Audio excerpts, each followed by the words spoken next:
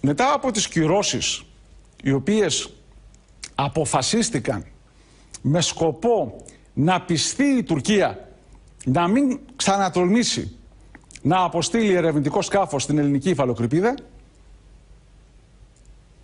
η Τουρκία, διαβλέποντας αυτή την τραγική εξέλιξη, όπως αντιλαμβάνεστε, ειρωνεύομαι, την Ευρωπαϊκή Ένωση και εκείνους και ιδιαιτέρως εκείνους οι οποίοι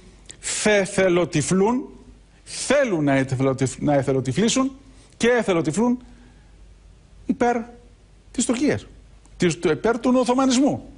Η Τουρκία όχι μόνο δεν έδωσε καμία απολύτως βαρύτητα στις όποιες κυρώσεις, οικονομικές κυρίως, που θα εξαγγελθούν, και πρέπει ήδη να έχουμε έκτακτη σύγκλουση των αρμοδίων οργάνων της Ευρωπαϊκής Ενώσεως και καταμερισμό αμέσως κυρώσεων στην Τουρκία, όπως επίσης θα έπρεπε και εμείς να σκεφτούμε πλέον τον τρόπο ώστε να αντιδράσουμε, γιατί δεν είναι μόνο το Roots Race, δεν είναι μόνο τα βαρόσια, είναι επίσης και μια σειρά άλλων κινήσεων τις οποίες η Τουρκία προετοιμάζεται, σχεδιάζει να πράξει σε βάρος μας, εργαλειοποιώντας τη λαθρομετανάστευση σε όλα τα μήκη και τα πλάτη του ελληνισμού, από τον Εύρο μέχρι και την Κύπρο. Και αναφέρομαι σε αυτό διότι πρέπει να είμαστε ιδιαιτέρως προσεκτικοί σε αυτές τις αποσταθεροποιητικές τακτικές, στοχεύσεις, δράσεις και σχεδιασμούς, τις οποίες η Τουρκία θα επιχειρήσει, όπως το έκανε και στο παρελθόν, γι' αυτό είμαστε σίγουροι ότι θα το επαναλάβει, προκειμένου να δημιουργήσει ακόμα ένα μέτωπο. Αναφορικώς με τις κυρώσεις, όπως καταλάβατε, δεν υπήρξε καμία. Άρα η μοναδική περίπτωση κατά την οποία αναμένουμε κάτι το σημαντικό είναι από πλευράς των Ηνωμένων Πολιτειών, λόγω της Κάτσα, του νόμου Κάτσα, και φυσικά δεν έχει σχέση με τα γεγονότα στην Ανατολική Μεσόγειο, αλλά κυρίως με την ενεργοποίηση των ρωσικών αντιαεροπορικών συστημάτων S-400, τα οποία ενεργοποιήθησαν και κατά ορισμένες πηγάς εγκλώβησαν και αμερικανικά αεροσκάφη. Αν θέλετε, τα παρακολούθησαν, τα ιχνηλάτησαν.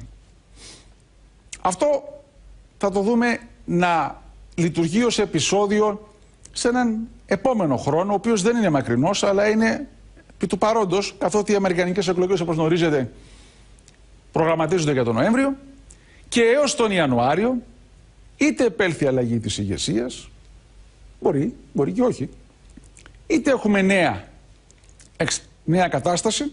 Σε κάθε περίπτωση, δηλαδή είτε παραμένει ο πρόεδρος Τραμπ, είτε κερδίζει τις εκλογές ο Μπάιντεν, υπάρχει ένα κενό χρόνο το οποίο είναι σαφές ότι η Τουρκία θα σπεύσει να το εκμεταλλευτεί.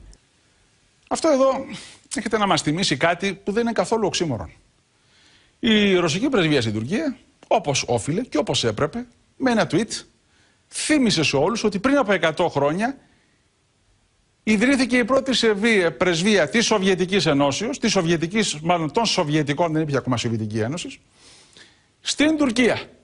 Αυτό σε μια περίοδο όπου έχουν ήδη ξεκινήσει οι σφαγές από το Μάιο του 19 κατά του ποντιακού και του μικρασιατικού ελληνισμού, και όταν πλέον οι σημερινοί Ρώσοι εορτάζουν τα κατορθώματα των Σοβιετικών, γιατί προσέξτε, αυτό έχει ενδιαφέρον. Ρωσία-Τουρκία 100. Η Ρωσία με την Τουρκία εορτάζουν τα 100 χρόνια. Δηλαδή θα μπορούσε σήμερα η ρωσική πρεσβεία, Πούτιν είναι έτσι, ο Βλαδίμηρος, το Ξανθογένος το περίφημο, έτσι, να αποστασιοποιηθεί και να πει ότι αυτό έχει να κάνει με τις δράσεις της τότε σοβιετικής ηγεσίας. Μάλιστα. Ανταυτού το οικειοποιούνται. Φυσικά. Και S-400 έχουν πουλήσει και πυρηνικό εργοστάσιο τους έχουν φτιάξει και γενικώς δυναμητίζουν τον Κάφκασο, υποφελία τους, και βοηθούν να δημιουργηθούν και νέες εστίες τζιχαντιστών στο μαλακό υπογάστριο της πάλε ποτέ Σοβιετικής Ενώσεως και Ρωσικής Ομοσπονδίας, και σιγά σιγά να δούμε και τον εξισλαμισμό, τον εκτουρκισμό αν θέλετε του Καυκάσου. Μετά την Αρμενία ακολουθεί και η Γεωργία. Εκτός και να αντιδράσουν κάποιοι από τη Δύση. Αν υπάρχει πάντοτε και αυτό το αν. Γιατί μπορεί να τους τρομοκρατήσουν με μια σειρά κυρώσεις που ειλικρινώς να κρατήσουν τους Τούρκους μακριά από τα ευρωπαϊκά καταστήματα αγαθών και άλλων αναλωσίμων. Εμείς βέβαια σε αυτό το σημείο θα πρέπει να είχαμε να κάνει ένα ισχυρότατο βήμα και να προχωρήσουμε και εμείς σε κυρώσεις κατά της Τουρκίας. Και μάλιστα σε επίπεδο ατομικό. σε επίπεδο εθνικής συλλογικότητας να αναγνωρίζουμε τι είναι από την Τουρκία και να μην το επιλέγουμε. Έχουμε το δικαίωμα της επιλογής άλλωστε. Και αυτό είναι κάτι το οποίο το οφείλουμε σε όλους εκείνους οι οποίοι σήμερα δέχονται τουρκικά βλήματα τα οποία έχουν πληρωθεί και με χρήματα Ελλήνων ταξιδιωτών στην άλλη πλευρά του Αιγαίου και με χρήματα τα οποία εδόθησαν για την αγορά τουρκικών προϊόντων σε αυτήν την πλευρά του Αιγαίου. Σκεφτείτε το αυτό. Πάμε στην επόμενη εικόνα.